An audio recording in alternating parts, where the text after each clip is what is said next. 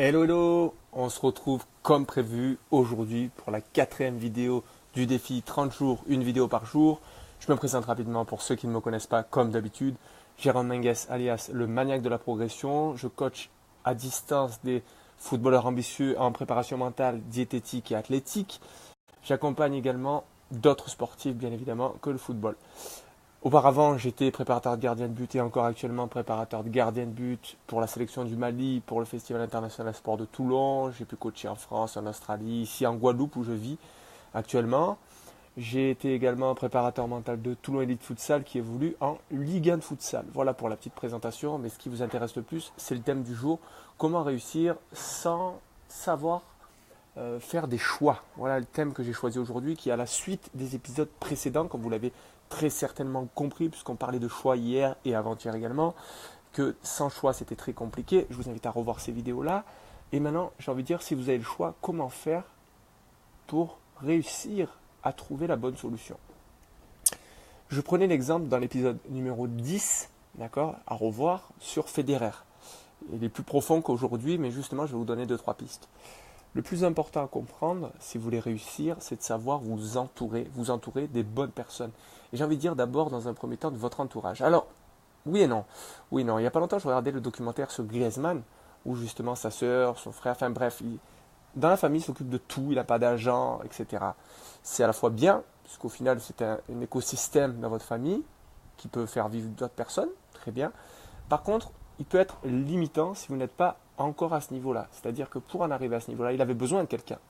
Et il a fallu de la reconnaissance derrière. Mais, chose aujourd'hui qui n'est plus d'actualité en tout cas, puisqu'il ne se parle plus au passage quand on regarde la fin de ce documentaire-là.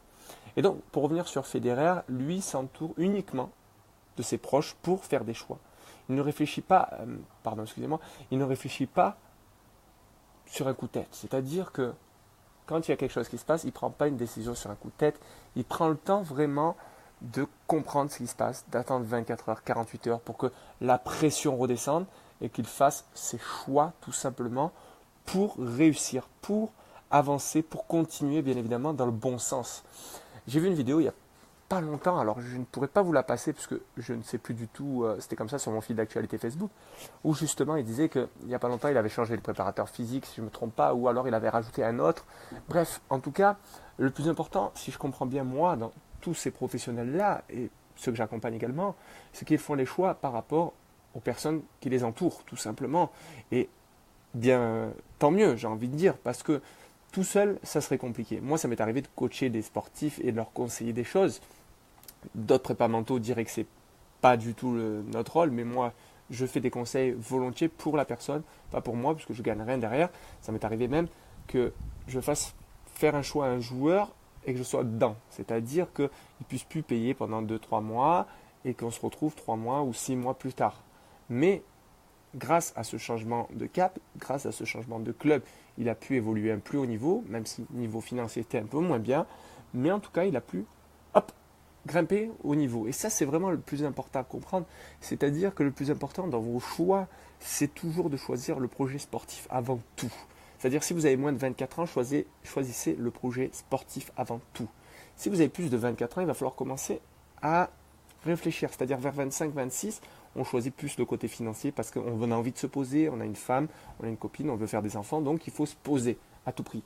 Donc c'est encore différent. Mais si vous avez moins de 24 ans, 19-24 ans, c'est la tranche parfaite, j'ai envie de dire, pour faire des choix sportifs avant tout.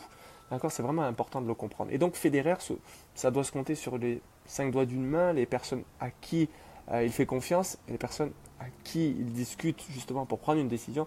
Et je voulais vraiment vous faire comprendre aujourd'hui qu'il faut savoir vous entourer. Ça sera certainement une vidéo prochaine sur savoir s'entourer. Mais voilà, l'idée là, aujourd'hui, c'est de vous faire comprendre que souvent, quand on est issu de milieu populaire, comme je le suis, au passage, je ne vais pas raconter ma vie encore dans cet épisode-là, je raconterai peut-être mon parcours dans un autre épisode, mais c'est pas le parcours du jour, c'est pas celui-ci en tout cas. L'idée de vous faire comprendre, c'est que ceux qui sont issus de milieu populaire, écoutez-moi bien, ce que vous pensez être des amis sont des assos.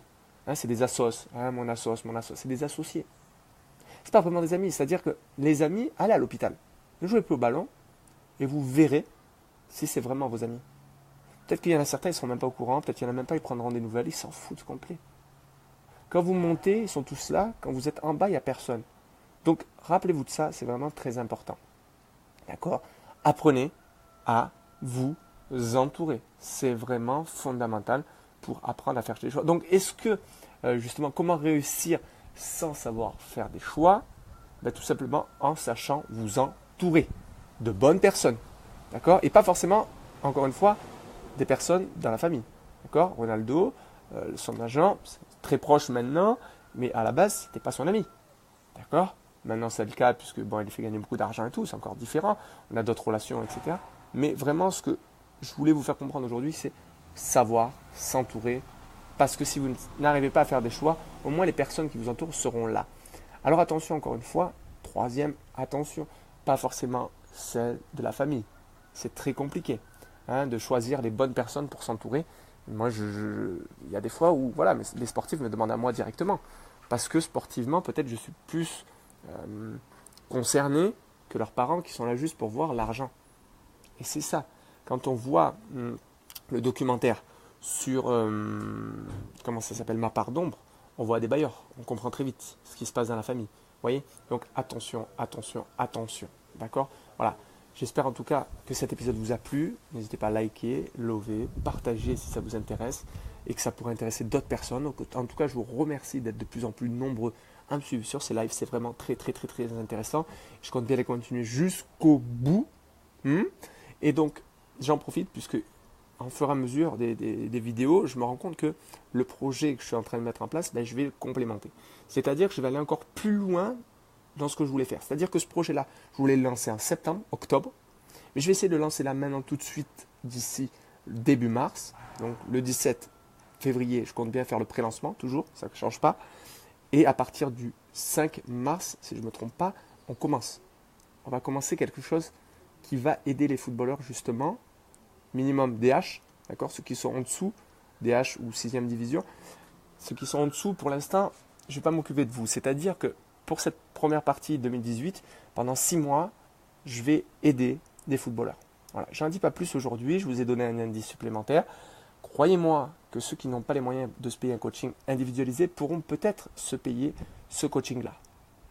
Je n'en dis pas plus, je vous redonne rendez-vous demain pour en savoir plus, bien entendu, et pour le prochain épisode qui sera certainement, peut-être, mais peut-être pas, sur comment savoir s'entourer. Peut-être, peut-être pas. On verra. N'hésitez pas à me poser des questions, à commenter comme Yanis l'a fait dans l'épisode précédent où j'ai pu justement, l'épisode 2, j'ai pu rebondir dans l'épisode 3. Donc n'hésitez pas à me laisser des commentaires. Je vous remercie les personnes qui me contactent. J'ai eu des demandes de partenariat de personnes qui sont influentes, qui sont très connues dans le monde du football.